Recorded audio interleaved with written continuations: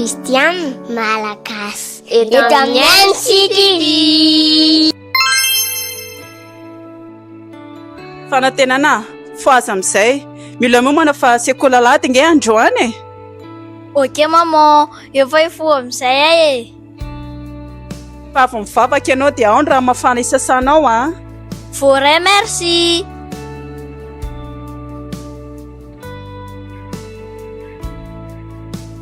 Tato ohatra zahay efa mila mandeha aloha fa mana sekoly alahady.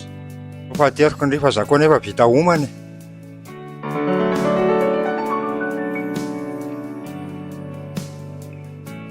Miarahaba ny ankizy kely rehetra indray.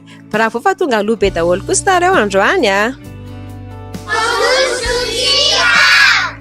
Inona indray vavao anareo androany? Inona moa lesona antsika farany izay matadidy? Zokona iona. Resaka momba an'i Jesosy teo amin'ny hazo fijaliana. Marina, tiako sika ho an'ny zokona iona. Dia inona koa izay mahay? Zokona iasy.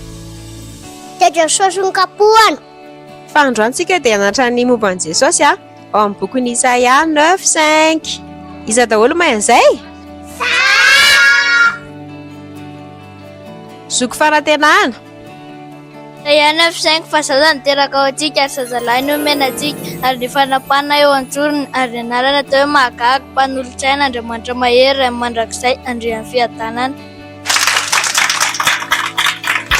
Marina, tena mahay be zoko fanantenana. Izany hoe Jesosy izany raika izy dia manina tsara izy teo.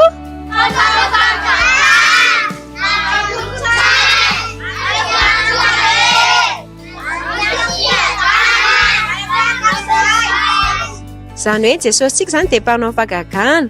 Ninina izany dia hainy atao daholo. Inona aby izao ny fagagana fahitanao nataon'i Jesosy?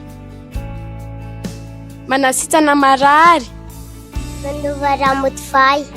mampahiratra ny jamba. Iza ilay jamba nampahitan'i Jesosy izay mahay? Bartomeo. Marina fa sainy tsara miteny azy. Fa iza tsara anaran'ilay olona? Izany hoe Jesosy izany mpanao fagagana dia ninina zavatra sarotra dia hainy daholo.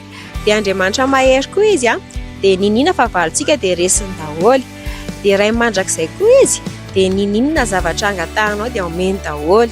Toa antsika raha vavaka nampianarin'ny Tompo amarana antsika anazy dia hoe nono ny fangatahanareo.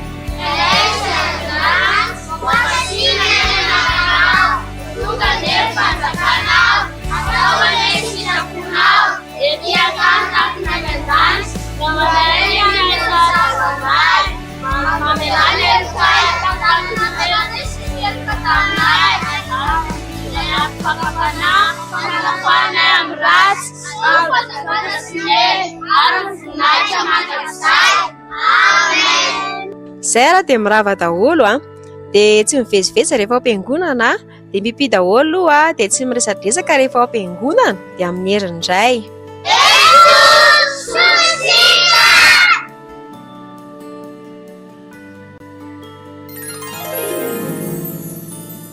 Tsara be dada ny sekoly alahady androany a. Izany ve? Fa inona ny anaranareo tao? Jesosy ny mpanao fagagana. Mila hoentina mivavaka ho azan'ny dadi dia milamina tsara. Ay, tena marina ki izany.